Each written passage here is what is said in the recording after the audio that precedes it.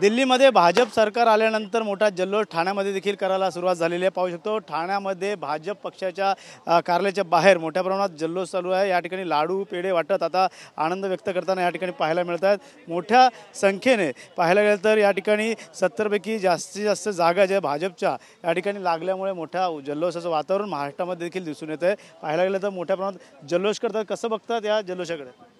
आज भारतीय जनता पार्टीच्या वतीने जो दिल्लीमध्ये महाविजय प्राप्त झाला आहे त्याकरता खूप मोठ्या प्रमाणात आनंद आहे आणि तो आनंद आम्ही ठाण्यामध्ये साजरा करत आहोत। मात्र पाहायला गेलं तर भाजपने ज्या पद्धतीने काम करत आहे महाराष्ट्रात अनेक ठिकाणी येत आहेत आणि पाहायला गेलं तर आप कुठं कमी पडली कशाबद्दल? आपली कामच नाही केली ना, जनता बघते आपली कामं केली असेल। आज भाजप जे कामं करते भारतामध्ये सर्वात जास्ती भाजपनेच कामं केलेली आहेत आणि भाजपशिवाय त्यांना दिल्लीला पर्यायच नव्हता, म्हणून लोकांनी जरा बदल केलेला आहे। तेव्हा जे भाजपचा विजय निश्चित होता। मात्र पाहायला गेलं महाराष्ट्राप्रमाणे भाजपमध्ये देखील बदल झालेला आहे। कुठंतरी EVM वरती बोट दाखवलं जातं, पुन्हा एकदा विरोधक असे म्हणतात। आज दिल्लीमध्ये खराची जीत झालेली आहे, सत्याची जीत झालेली आहे।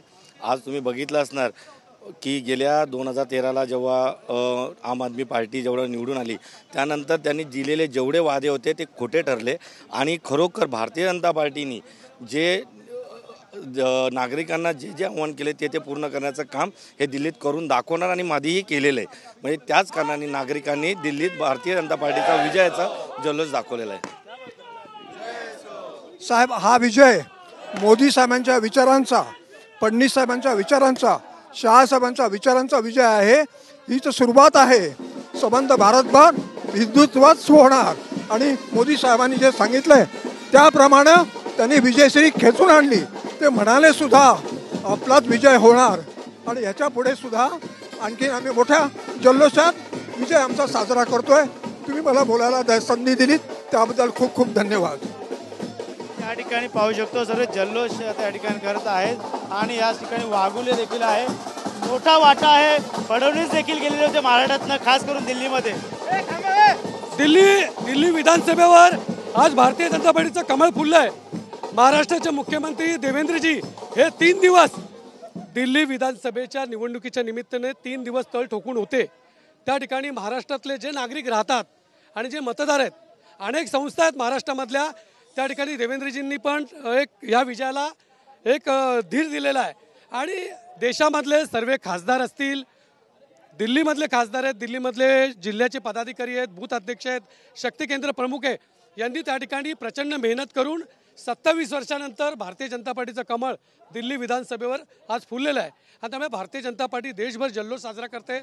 मोदीजींचं संध्याकाळी भाषण होणार आहे आणि त्यामुळे देशभरातले सर्व कार्यकर्ते त्या भाषणाची आतुरतेने वाट बघतायत। राहुल गांधी पत्रकार परिषदेत खुलासा केला होता, कशामुळे महाराष्ट्रामध्ये जसं झालं तसं दिल्लीमध्ये? बघा, विरोधकांचं काम आहे यांनी सकाळी उठून पोपट पंचीसारखं बोलावं।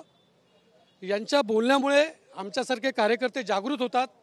राहुल गांधींनी रोज बोलावं, संजय राऊतनी पण रोज बोलावं आणि त्यामुळे यांच्या बोलण्यामुळे आमची एनर्जी, भारतीय जनता पार्टीच्या कार्यकर्त्यांची जी एनर्जी आहे, काम करण्याचं उत्तेजन, हे दोघं जर टीका करत राहिले तर अशी रोज 12 महिने त्यांनी टीका करावी।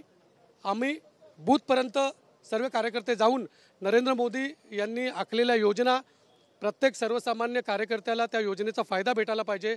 महाराष्ट्र राज्यामध्ये देवेंद्र फडणवीस यांनी जे काही योजना राबवल्यात त्या योजना तळागाळापर्यंत पोहोचवण्याचं काम आमचा बूथ अध्यक्ष असेल, शक्ती केंद्र प्रमुख असेल, नगरसेवक असतील, आमदार असतील, खासदार असतील, कोणी त्या ठिकाणी दिलेलं काम हे जबाबदारीने पूर्ण करतात आणि त्याच्यामुळे बूथवर झालेला विजय आहे।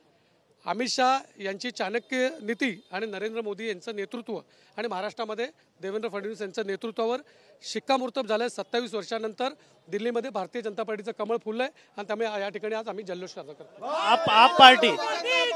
आम पार्टीने शिक्षण असेल, आरोग्य असेल मोफत केलं होतं। कोणी केलं होतं? आम आदमी पार्टी।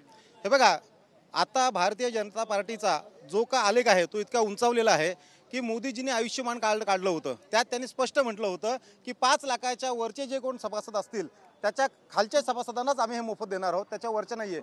म्हणजे हे सरकारला समजलेलं आहे आणि झुग्गी झोपडीपर्यंत पोहोचण्याचं काम हे आमच्या भारतीय जनता पार्टीच्या सगळ्या कार्यकर्त्यांनी केलेलं आहे आणि हा विजय हा संपूर्ण भारतीय जनता पार्टीचा आणि मी दिल्लीवासियांचे खास करून आभार व्यक्त करतो की त्यांनी या विजयामध्ये खूप मोलाचा वाटा उचललेला आहे. मोलाचा वाटा उचलला, महिलांचा देखील मोलाचा वाटा आहे. कसं बघताय? महिलांचा सगळीकडे सपोर्ट मिळत आहे सध्या. महाराष्ट्रामध्ये जो विजय झाला तो पण महिलांचाच विजय होता आणि आता दिल्लीमध्ये झालेला विजय पण महिलांचाच आहे. लाडक्या बहिणींनी तिकडे देखील लाडक्या बहिणींपेक्षा ना जेवढ्या योजना आहेत त्यातल्या जास्त योजना ह्या महिलांसाठी आहेत आणि जे मोदी करू शकले ते कोणी करू शकलेलं नाही आहे. आज दिल्लीमध्ये म्हणजे आमचं नाक आहे आणि तिथे आपला विजय स्थापित झालेला आहे, याचाच मोठा आनंद आहे आम्हाला. या ठिकाणी महिलांचा देखील मोठा वाटा आहे असं देखील म्हणतात. पाहू शकता मोठा जल्लोष या ठिकाणी आता सादर करताना. मात्र या ठिकाणी पाहायला गेलं तर महाराष्ट्राप्रमाणे आता दिल्ली देखील मोठ्या जल्लोषात या ठिकाणी पाहायला मिळते. मुख्यमंत्री देवेंद्र फडणवीस हे स्वतः तिकडं दिल्लीमध्ये तळ ठोकून होते. त्यानंतर पाहायला गेलं तर महाराष्ट्रात देखील मोठा वाटा आहे, महिलांचा देखील मोठा वाटा आहे. दिल्लीमध्ये आता भाजप पक्ष आल्यामुळे या ठिकाणी आता मोठा जल्लोष ठाण्यामध्ये करायला सुरुवात झालेली आहे. भारतीय जनता पार्टी पक्षाच्या वतीने ठाण्यामध्ये भाजप कार्यालयाच्या बाहेर हा जल्लोष आपल्याला पाहायला मिळत आहे. महिला असेल, पदाधिकारी, कार्यकर्ते असेल, माजी नगरसेवक हे देखील या ठिकाणी आलेले आहेत आणि हा जल्लोष या ठिकाणी आपल्याला पाहायला मिळत आहे. त्यामुळे नक्की आनंदाचं वातावरण या ठिकाणी आहे आणि या ठिकाणी पाहायला गेलं तर जल्लोषासाठी खास तयारी या ठिकाणी करण्यात आलेली आहे. पूर्णतः या ठिकाणी वाजंत्री वरती आता या ठिकाणी जल्लोषाचा आनंद साजरा करताना आपल्याला ठाण्यामध्ये पाहायला मिळत आहे. त्यामुळे नक्कीच दिल्लीमधला हा विजय जो आहे तो महाराष्ट्राचा देखील मोठा वाटा असल्याचं देखील या ठिकाणी सांगितलं जातं. कॅमेरा संतोष गणेश सोरा, TV9 मराठी, ठाणे.